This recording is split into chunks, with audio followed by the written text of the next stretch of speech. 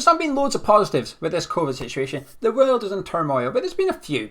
And one positive I've found is the change of David Moyes. Not so much him, the man, not so much him, the manager, but David Moyes, the way he goes around his transfer strategy. I think he's having to adapt, change, finally. Let's rewind a little bit. Back to 2002, he rocks up at Everton, and the way he likes to identify players, the way he likes to choose which players to pursue, was to go and watch them. Not once, not twice, but he had to go and watch each player numerous times before deciding whether he would try and get them to the Goodison Park or not. That's alright. That's okay, I understand it. But Everton fans hated it. They called him Dithering Dave because they kept missing out on transfer targets because Moyes was taking too long to decide who he wanted to go get.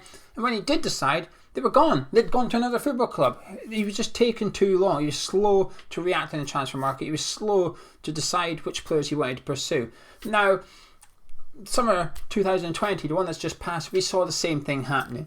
He was rocking up at Loftus-Cheek looking at Eberechi Eze, rocking up at Wigan to have a look at Robinson. He was doing the same thing. He had to go and see these players play numerous occasions. And I feel that between him and David Sullivan in this summer transfer window, they made a mess of it. Sullivan wanted some players, Moyes didn't want them. Moyes wanted some players, Sullivan couldn't go get them. And it was frustrating. I felt that I still do feel like we botched the summer transfer window a little bit. Yes, Soufal was a good signing. We'll get on to that in a second though. However, the Saeed Benrahma one felt rushed. It felt a little bit of a panic one. Not a David Moyes choice. That's how it felt anyway to me. So it was a bit of a concern going forward. I thought these two need to sort it out. Sullivan and Moyes need to come up with a better way of recruiting players between them. Because we had success. Vladimir Soufal, Thomas Souček, Jared Bowen, they've had success between them. They've also had a few disasters in David Moyes' first reign here, but it was looking good. I guess there is some question marks over how we got Souček. How did we come about him? We know how we got Soufal. He came from Thomas Souček. But those players, David Moyes hadn't gone to watch numerous times. He might have watched them on DVD and whatnot various times, but he hadn't gone and sat down in the ground and physically watched them. So I thought this is encouraging. This is new for David Moyes. This is something he perhaps doesn't do too frequently, but I hope to provide evidence to him as a manager. It says, Dave, mate, you don't have to go watch all the players. You can trust whether it's scouts, or yourself from deciding from afar to go after that player. However we've recruited those players, you can trust that process. You've got evidence now it works. Now, a couple of weeks ago, I saw comments from David Moyes saying that we need a new scouting department. Analytics was mentioned, and he said that we're a bit behind some other Premier League, a bit behind other Premier League clubs. We are miles behind some Premier League clubs when it comes to scouting and identifying players. Southampton, years ago, recruited Sadio Mane using numbers. They analyse every player. We know they do this. We know Southampton have a database, regularly update, they keep the tracks of certain players around European football and world football, so that if a player leaves they know exactly who they want to go get. Sadio Mane was recruited this way. Since then, he's gone to Liverpool for 50 million, won the Champions League, won the Premier League, and we still don't even have a scout. It's baffling. We are so far behind some clubs. So it's very refreshing to see David Moyes sort of wanting to bring our, whatever you want to call it, our research area, our scouting department, bring it up to the modern age of football, bring it into 2021. But in order to do that, one man in particular has to change, and that's David Moyes.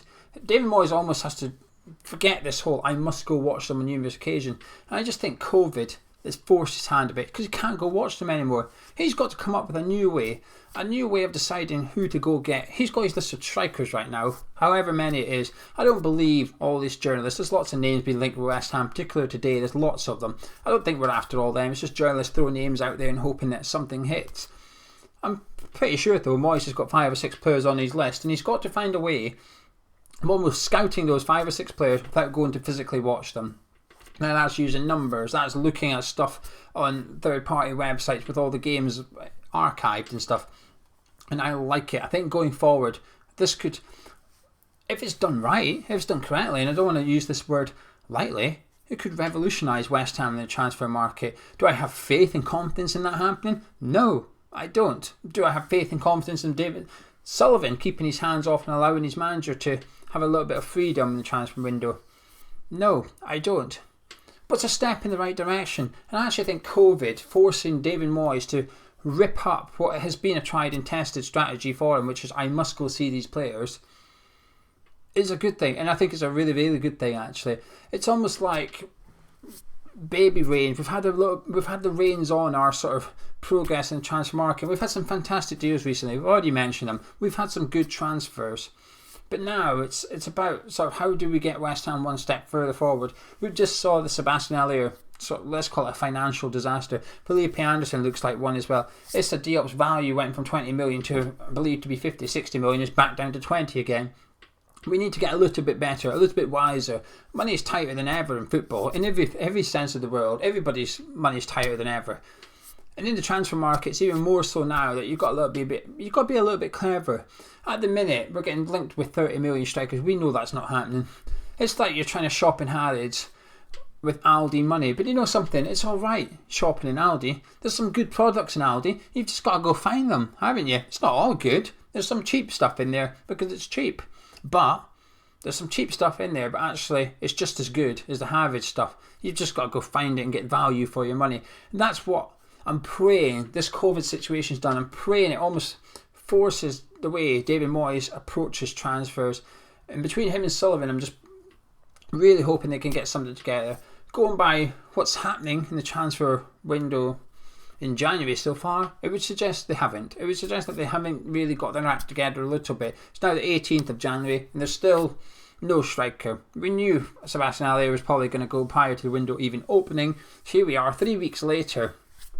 We haven't even had a bid accepted that we are aware of. The reliable people suggest that we're interested in 3 or 4 players, might even have bids in. But in terms of having accepted, there's nothing yet. But this video isn't necessarily about to be negative about that. It's about West Ham moving forward in 1 year, 2 years, 3 years. Because at the minute, I hate managers with less than a year to go. I hate that because I think, well, why would they plan for the following season? Why should? Now, if we were, say, 15th in the league right now, let's just say we were a little bit iffy, why should David Moyes play Odebeko in the league or in the cup? Why should he develop that youngster? Because the next man along will benefit from what David Moyes is going to do. You tend to have to almost sacrifice something playing a youngster. So why would Moyes do that?